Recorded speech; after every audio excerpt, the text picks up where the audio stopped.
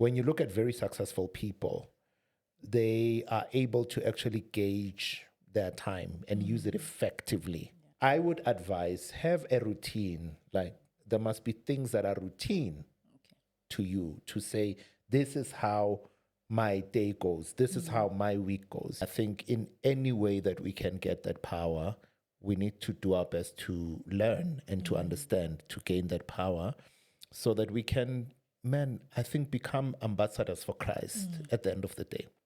Greetings, everyone. My name is Mojalefa Maluka. I am a born-again child of God, and I love the Lord with all my heart. Welcome to my podcast, Mountain Mandate. So now, Mountain Mandate is a podcast that is about the 7 mountains of influence, and we are going to discuss various topics. But in today's segment, we'll be discussing influence in education. I am joined by a very special guest, Pastor Mojalefa Maluka, who's currently pastoring a church called Uniting Believers Church in Alex, and he will be taking us through what education is and the importance of occupying this mountain. Now, if you allow me to read his bio, Pastor Mojalefa is a life coach, a lecturer, and a counselor with a special interest in psychology, mental health, and wellness. He runs a life coaching practice through which he coaches people from all sectors of life on how to overcome and excel, no matter what the challenges they confront.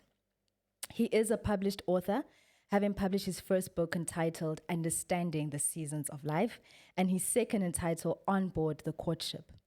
Pastor Mojalefa has been involved in the educational sector, holding various positions since 2005, and he's a well-traveled motivational and inspirational speaker who has traveled across the world teaching and speaking for various organizations.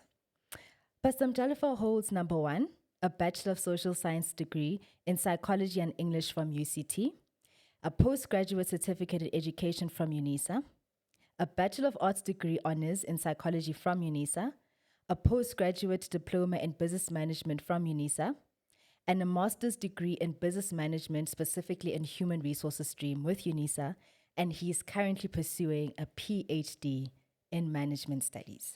What a bio. What a bio. And welcome, Pastor Mojalefa. Thank you so much for availing yourself for today. Yeah, thank you. And how are you doing? Thanks for the invite. I am excited to be here and to be part of this awesome podcast. Thank you for inviting me. You know, before we get into it, I just wanted to discuss what kept you going for you to reach where you are now, because this is an amazing bio. Endurance and maybe understanding the power of education. I think when you look at just how successful people have made it to where they are, somewhere, somehow, being educated, whether informally or formally, has played a role. Knowledge is power. And I think in any way that we can get that power, we need to do our best to learn and to understand, to gain that power so that we can, I think, become ambassadors for Christ at the end of the day. Because there are some people who will probably not give you the light of day until you show them that you know. Sure. Yeah. Wow. And, especially with education, some of us, you probably maybe do your degree and then you get comfortable, you work, and then you go about with your life. But how can you motivate people now with a lot of responsibilities to still prioritize the area of education? I think you make time. Okay. I learned something very important years ago that it was said by this other wonderful guy from Nigeria. And he said, we all have 24 hours in a day. Yeah. Nobody has 25 or 26. But there are people who are able to get things done within that 24 hours that others are not. It's not a matter of other people having more time. It's a matter of priorities. It's a matter of purpose and understanding and living intentionally. When you look at very successful people, they are able to actually gauge their time and use it effectively. It is our waste of time that is a problem. Once you understand that and you figure out that everything is an open secret, Mohau. Every single thing is an open secret. I know, sometimes with people, they will say, what's your secret, And they do that a lot with pastors, especially successful pastors. The honest truth is that some of the things that are done by successful people are the things that we avoid. one of them being books. People that are knowledgeable are people that read, and people that lead are people that read. That's good. So without that, if we are not going to be willing to open books, we have a problem. Now, I know I'm taking a bit long on this one, but I want to say that some of the best secrets of success lie in open books. But the problem is that a lot of people's books are closed, if they even own books at all. Our faith, the Christian faith, is not just a heart issue, it's a mind issue as well. When you look back at rabbis in the Bible, it is said that the cream of the crop of Jewish boys would be selected to be priests and would be selected to be rabbis, teachers, the cream. In other words, these are people that could learn, understand, conceptualize on issues. They are the ones that used to be kind of picked and said, listen, you got to lead the movement. Yeah. And I think for me, it worries me when we have a lot of people who are leading Christian movements, and yet they're afraid to learn, afraid to lead, afraid to gain understanding, or not even afraid, are ignoring it completely. Sure. You know, they don't want to learn. They're not interested in learning. In fact, they look down on learning and education. It worries me because if the rabbis were selected through their ability to comprehend and to understand, Wow. and that's what kept faith going. That's what kept religion going. What makes us think that we'll be able to sustain meaningful movements without understanding, which comes through education, which comes through gathering of information? How are we going to keep a movement running? Sure. It's going to be very difficult too. So I think for me, once I learned that, and once I learned the doors that open through education, then I was like, I think I need to pursue this. And you grabbed a hold of that and you And I just ran with it. Wow. Yeah. And you know, with that being said, because I've got like two questions. So now, in the area of time management, because I know even for me personally, I struggle to manage time. Like I tend to leave things for last minute. I don't know if I like the adrenaline or the pressure. And then I realize that sometimes, okay, I can get lucky, but other times the quality of what I'm doing gets compromised. So how best can you advise on how one can manage their time and be very intentional with their tasks? I think have a plan every day. Okay. The day cannot hit you by surprise. Like you can't just take it as it comes. Being very intentional with your time is very important. So for me, for example, and my wife will tell you, I don't like surprises. Like when I wake up every single day, I know what I'm planning to do. So don't disorganize me because I can account for every single hour. I know between 5 and 6, I'm praying. Sure. 6 till 7, I'm getting the kids ready, getting myself ready. 7, we drive to wherever. So I already have a plan for my day before it even starts. Wow. So that whatever comes to interject, it must either be very urgent. That's how I'm able to account for my time. And it also helps me to be able to keep my ecosystem aware of what my plans are. Yeah. And therefore, I'm able to kind of say, okay, fine, between 3 and 6, it's me and my books. You know, in my healthier state, I wake up like at 3 o'clock in the morning. Wow. Yo. Okay. When I'm very healthy. Okay. Between 3 and 5, it's books. 5 and 6, it's prayer. So there's that routine. So I would advise, have a routine. Like there must be things that are routine to you to say, this is how my day goes. This is how my week goes. Years ago, I was still a young person in the Assemblies of God, Alexandra. And I think back then, you know, there was a man that was brought to our church by actually Ndate Makola. His name was the late Mr. Hamilton Ratsefula. So they planned him, and he taught us about planning. Sure. Now, I was very young. I was like Yeah. 15, 16, but I never forgot that lesson Wow. because he taught us that you can't allow 5 years to go and you haven't planned for it. Like everything just hits you by surprise. Wow. And he was talking about goal setting because goal setting is central to education. It shows that you are an educated person. You live with intention. He taught us that, and I was 15, 16, and I still remember that. Every year, from that time onwards, I started planning my 5 years. Every 5 years, I know from this year to the next 5 years, this is my plan. And education, and in that plan, there's education, there's academic work, there's career, there's everything, because everything builds to something else. Wow. Education is so foundational because it further than speaks to your career, speaks to your calling, speaks to where you will live because it will open doors for that. It speaks to who you will influence and get to talk to. Wow. It actually even speaks to your social capital. Who is going to be around you and who is going to be your friends, your colleagues.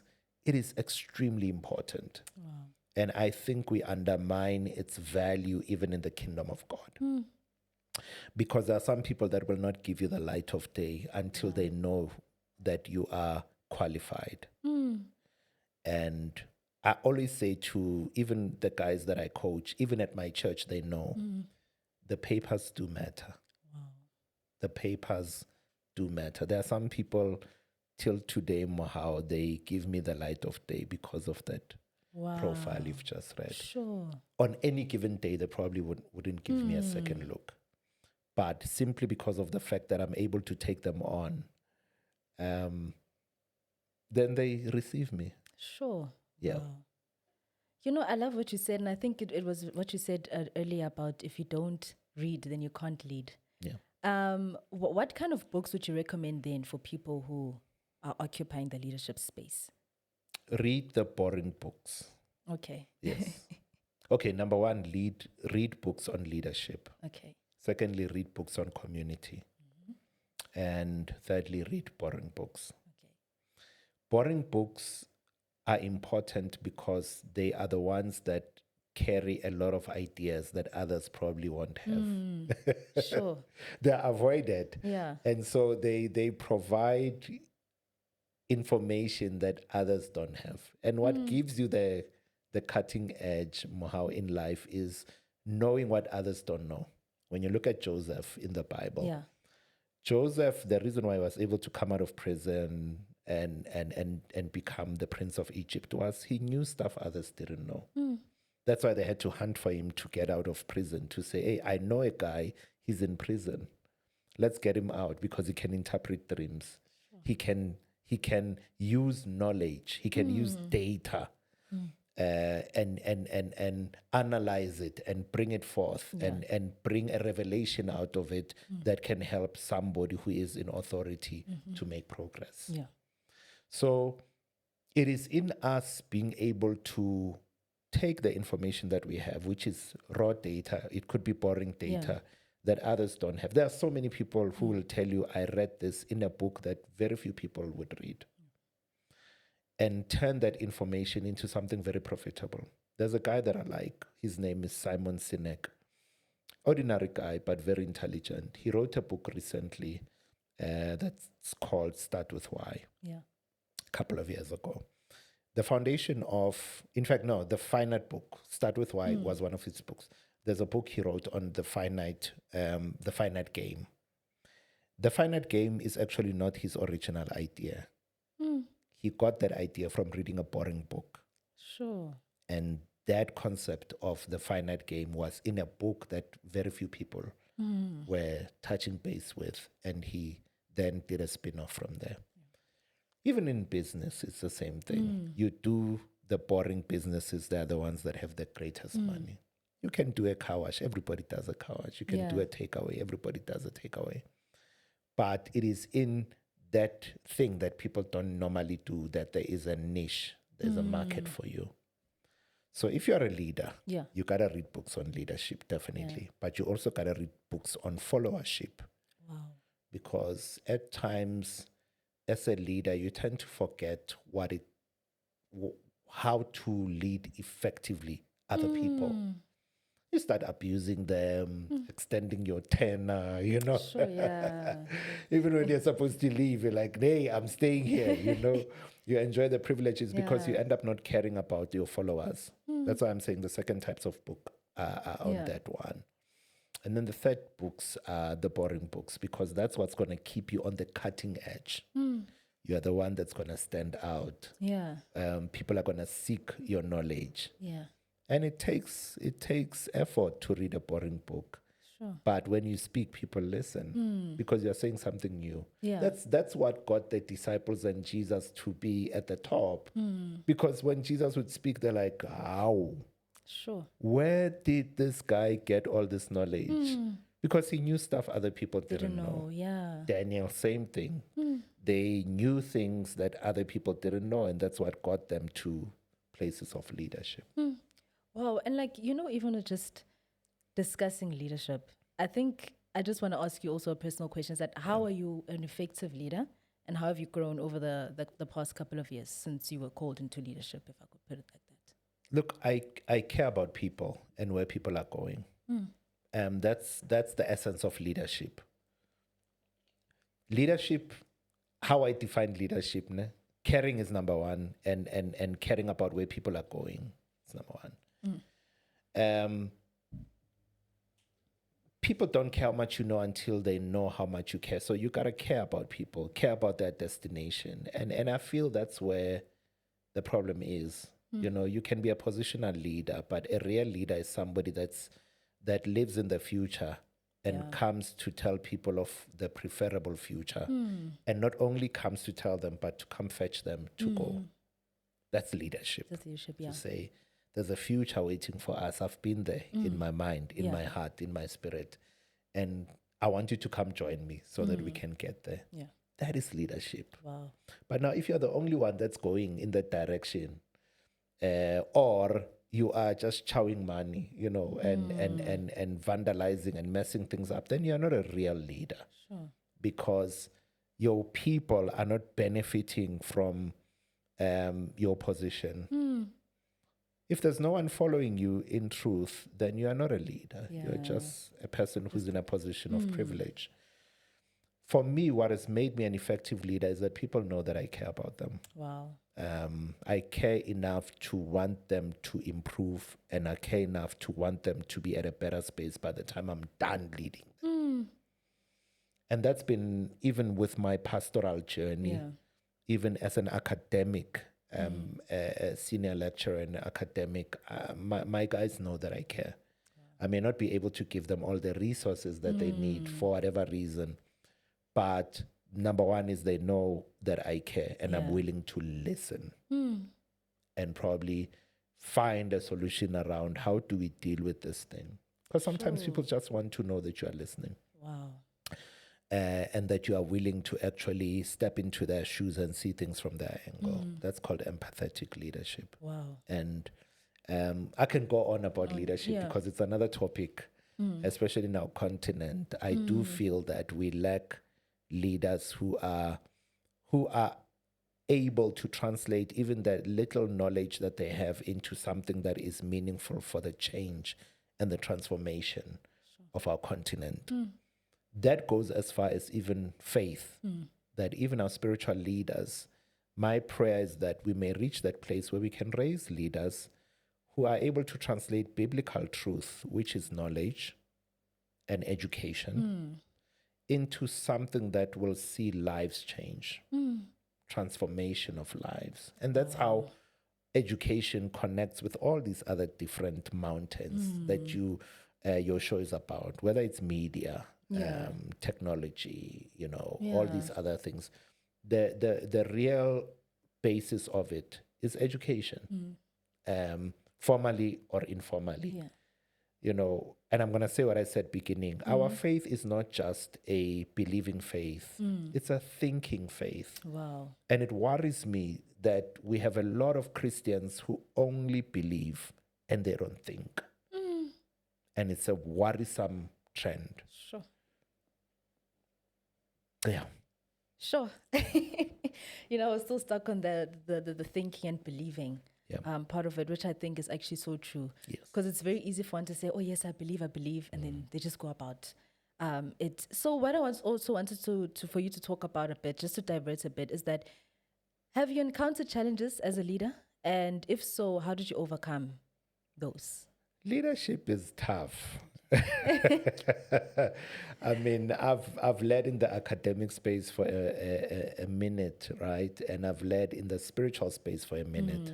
I've led in church since I was young. I've been a youth leader. I think leadership is tough because, one, people love you when things are going well, and they take praises as well, But when there are challenges, they literally leave. So two things can happen. Yeah. When things are going well, a standing ovation happens. We all clap, we are all excited. And then when there are problems, people walk out. And that's painful. But those are the tests of whether you are called to leadership or not, when people walk out. Because then that's when you get to kind of reassess to see, hey, am I really called for this? Am I meant to lead, and you get to reassess. So for me, I had a very tough time as a leader a couple of years ago, which was very important because in that it brought a sense of resilience to me that I didn't have before. And that's actually what helped me to get back on the high horse of education. Because then I had to sit down with myself and say, okay, now that I am having leadership problems, what is the issue? And one of the things I had to also accept was the fact that some people had outgrown me. Sure. Yeah. It's a tough reality and a sobering reality to say, perhaps maybe I was not growing in the speed that I was expecting. Could be true or otherwise, but my own self-assessment was I was not growing at the pace that perhaps was intriguing for them. So I had to sit down with myself and say, what area have I not been growing in? And it was in the area of knowledge. And that's when I enrolled and went back to school. And sometimes, even as leaders, we need to accept that maybe some people have outgrown us. Sure. We could be at a better space in terms of our knowledge because people want to be challenged. People want to be challenged. So we sometimes we kind of press our position on people, and yet people are like, but why must I follow you again? Like, sure. Explain. It was cool to follow you 8 years ago. You were novel and everything, but there's nothing keeping us on our toes when it comes to you. Like, you are settled. You're like jelly. Yeah. You are set. You're comfortable. I had to sit down with myself and say, listen, like, maybe there is some truth to the fact that you've kind of frozen. You are a frozen leader. You are a statue. Sure. And no one follows a statue.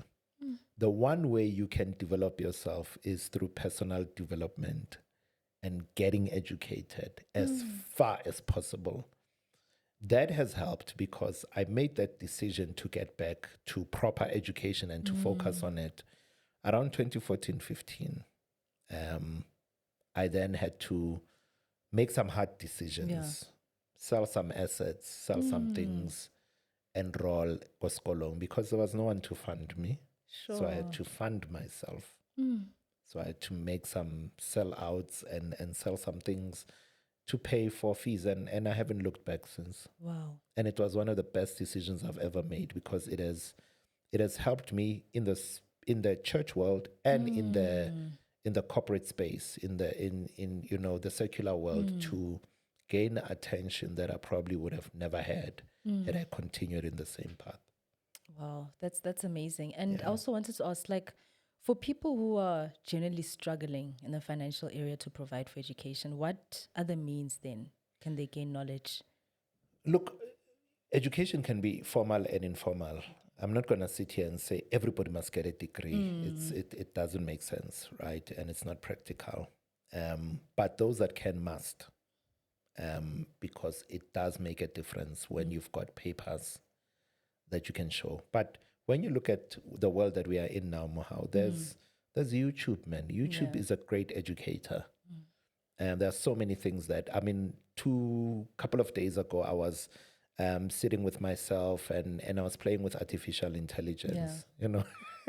A full pastor just playing around with AI, you know. And it was fun, it was engaging. And I learn a lot. I use that thing almost every day because it is a teacher. Yeah. It can educate. Of course, it's got errors here and there, but it plays an educational role just like any other entity would. So should you not have money, at least use the facilities that are free. YouTube, Coursera, all these other small things that are there that can offer you free education. I mean, a couple of years ago, even during COVID, one of the biggest universities in America, in the world, gave out free courses. Sure. An entire free course where you could actually just enroll. If you have a bit of data, you go on and you actually learn entire programs. And people didn't go for it. And the question becomes, why? Why? You know? It's because we are afraid of learning. Look, learning is not everybody's favorite thing to do, but it has to be done because it opens you up to worlds that you probably would not have access to. Education and learning opens your brain so much that you get exposed to worlds and you stretch your imagination into dimensions that you wouldn't have thought about before. Sure. I look at the book of Revelations, Mohau. The level of imagination that is in that thing. Wow. Yeah, like angels flying around. Sure. Lion, you know, lions flying around, cherubim, seraphims. That's something that's very cinematic, you know. And it's education that brought that, because remember that John the Revelator had to write all those things down. Yeah. He needed to know how to write. Sure, that is true. Think about this as well. Moses is talking to God. And God says, hey, Ndate, you gotta write some things down. Sure. Now, if Moses couldn't write, and all these people that wrote a couple of things that we are using today in the Bible, they were educated in terms of writing. They had to learn how to write. They had to be able to absorb information. Now, before you write all these books, you gotta be able to recall. It has to do with the mind. Yeah. You gotta recall all these incidents and what happened, when, how.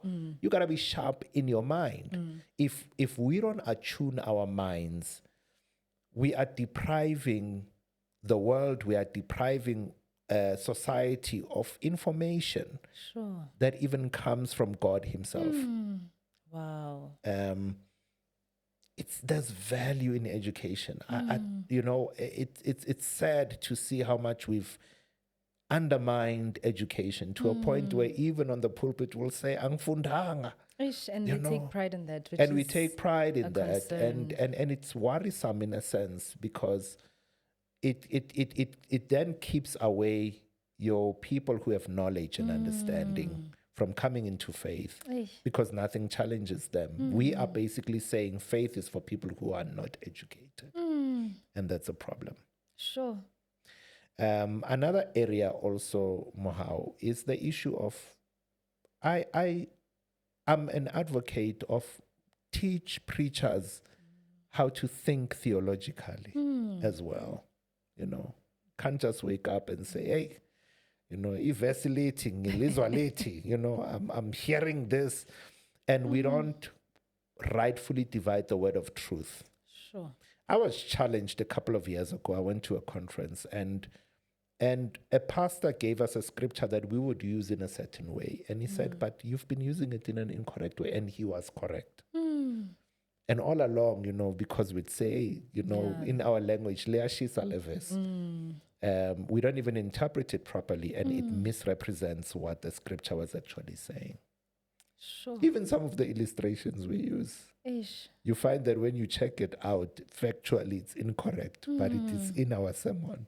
Sure. Because we don't read, we don't try and improve on ourselves.